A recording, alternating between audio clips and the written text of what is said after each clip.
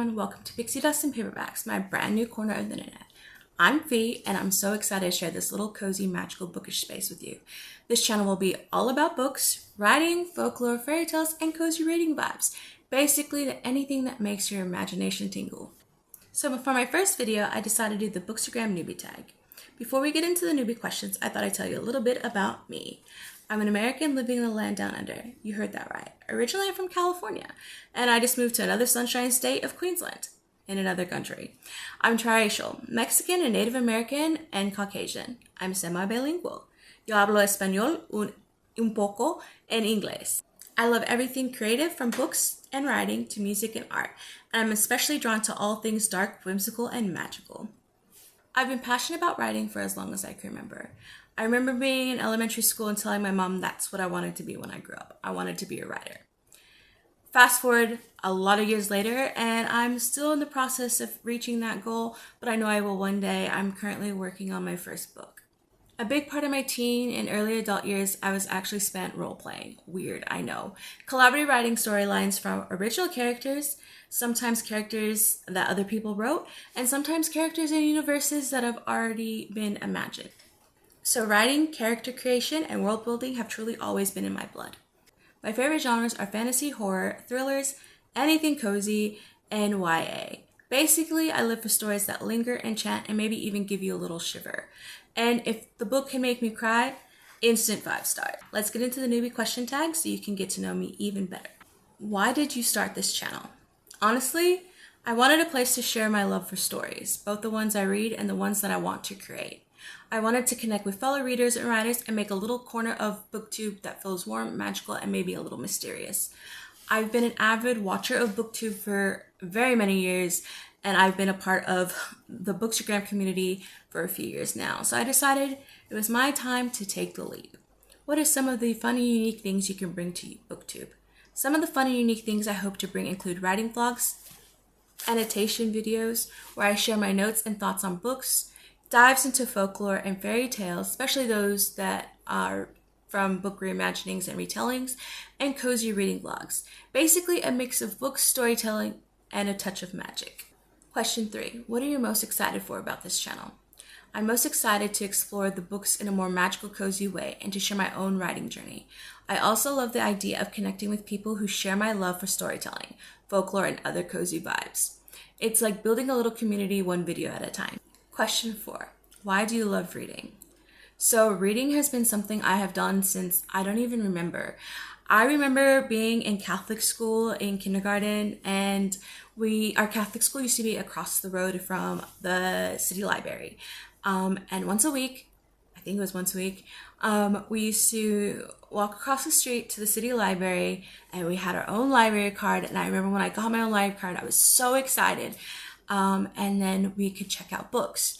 So I don't remember if I'd ever been to the library before this. My mom, I'll have to ask, and maybe I can tell that in a future video. But I remember being in awe of just how many books there were, because I remember mom used to read us books for story, like bedtime stories and all sorts of things. And I remember getting my library card. And I remember checking out the max amount of books you could check out, like as a child, I guess. And I remember a few books off the top of my head. I know The Very Hungry Caterpillar was one of them, The Rainbow Fish, a couple maybe Dr. Seuss. I know it was a lot of Eric Carle and Dr. Seuss, and probably a couple others.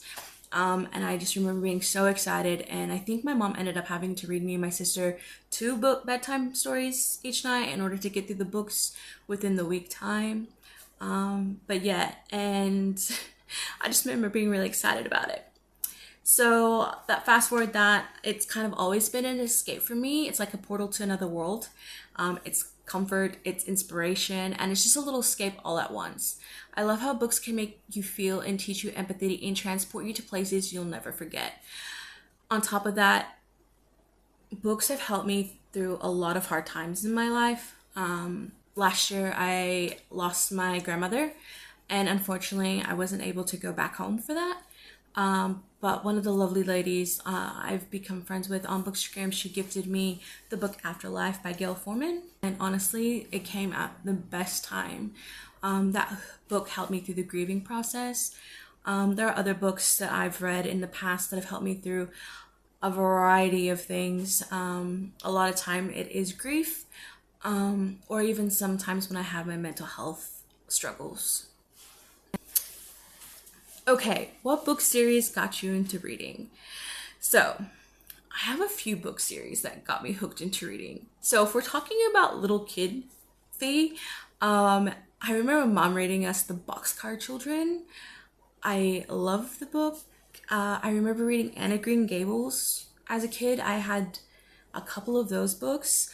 I remember one Christmas I got the box set of the Little House on the Prairie books. The American Girl books, like Meet Addie, Meet Felicity. I don't know if you guys in other countries know what those are, but I had a few of those, and I remember those were always like some of my favorite Christmas presents every year were those books. Let's see, other series as a child.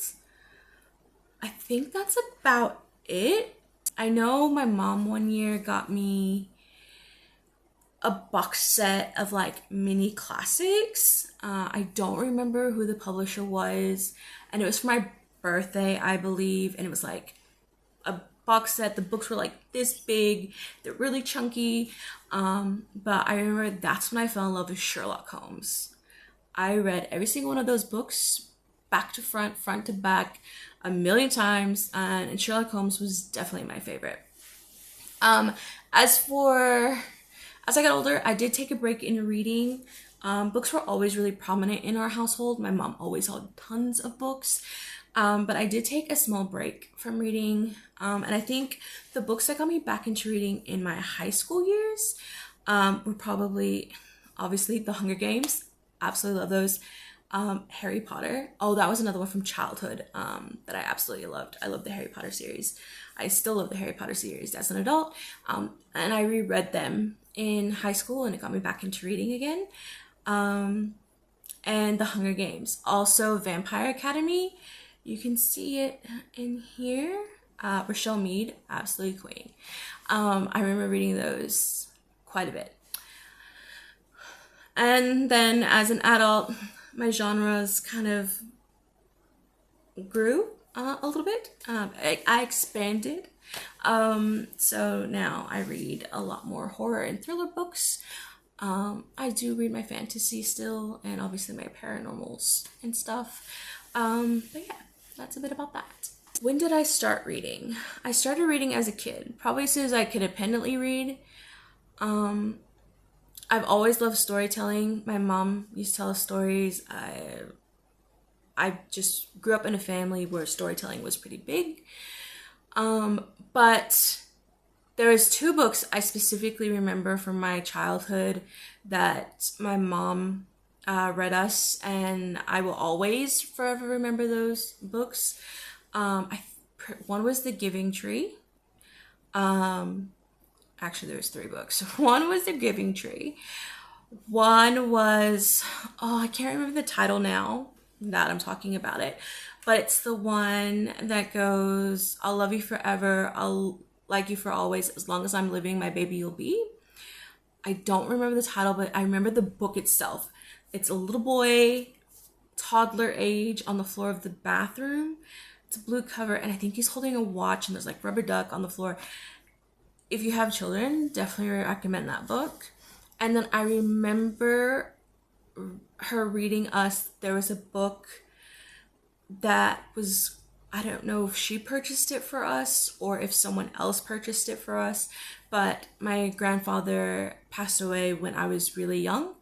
And it was a book about a granddaughter who was really close with her grandfather, and then her grandfather passed away, and it was kind of like her way of grieving and kind of like moving on. I remember her reading us that book almost nightly to help my sister and I at the time to be able to try to understand and like cope and like grieve and move on from the situation. Question 7, where do you read? I literally read anywhere I can possibly read a book.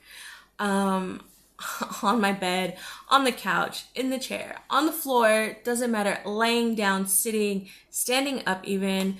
I remember when I used to not have my driver's license and I used to take public transport.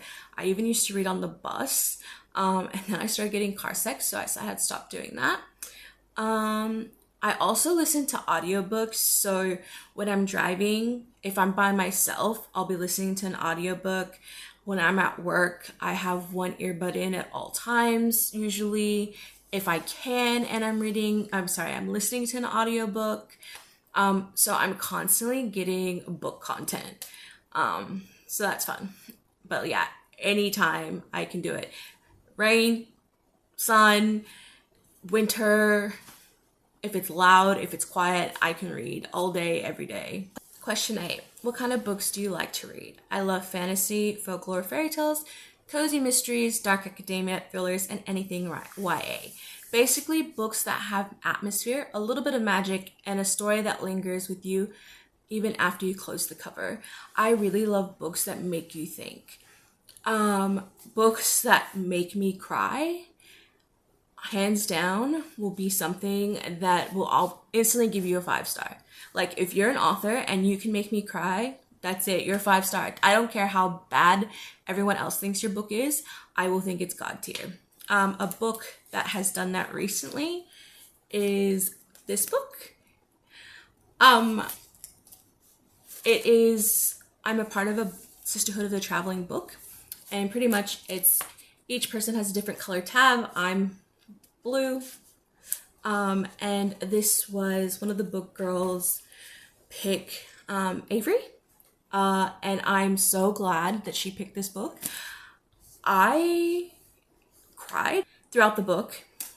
I also cried in the afterword where she writes about her struggle with mental health and everything, and I just feel like it was very well written, and a lot of people hated on the book, but honestly, it was chef's kiss. Question 9, what does your book collection look like? Well, as you can see, this is some of the shelves I have behind me. I have 1, 2, 3, 4, 5, 6, I believe, behind me. I have 3 across the room, and then I have an overflow sort of set up behind where I'm filming. My books range from a mix of paperbacks, hardcovers, and special editions. I arrange them so they feel very cozy, whimsical, sometimes darkish vibes, like as this shelf here. I have some knickknacks, as you can see, my rose, and then I love the Little Prince, so I have the Little Prince rose there. This shelf here, I call it my culture shelf, and it has books that are from Native American or Hispanic authors, and then I have my little Mexican Funko Pop from It's a Small World. I have some Dia de los Muertos stuff. I have fantasy, obviously, behind me. Some paranormal, supernatural. I have horror behind me. Oh, these are the folklore and fairy tales and those sorts of things behind me there. Number 10, what question would you ask your favorite booktuber? Well, I would like to ask them what their favorite reading rituals are and what inspired them to start the channel and how they stay motivated. And how do they get over being anxious a little bit from showing yourself on camera? I have done some stuff like this in the past, but I've never shown myself on camera. So this is a first. And what books have truly changed their lives? Also, probably way too many questions about writing tips and if they write, by the way, and how they organize their cozy filming setups.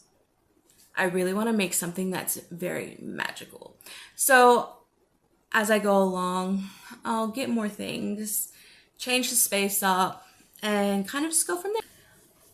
Question 11. What challenges do you think starting a booktube channel will be the hardest to overcome? Okay, for me, it'll be a couple things. I think my hardest challenge will be consistency and overcoming that little voice that says, is anyone really going to watch this? But I'm going to focus on what I love. So books, writing, folklore, and anything magical. So hopefully that'll come through and people will like it. People don't. Well, people don't. Reading is subjective and everyone has their own opinion.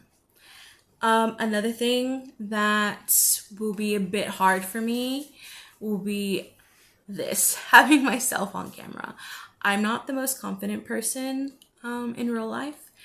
I used to be, and then, well, life happens and I'm no longer as confident as I used to be, but hopefully this will help bring me out of my shell a little bit and I can be a new confident self for 2026. We've come to an end. If you're still here, thank you. Thank you so much for joining me on this very first video. I hope you'll stick around for bookish adventures, writing vlogs, cozy reading nights, and deep dives into folklore and fairy tales. If that sounds like your kind of magic, hit subscribe and let's explore these worlds together. See you in the next video where there will be a lot more books, a little bit of mischief, and lots of pixie dust.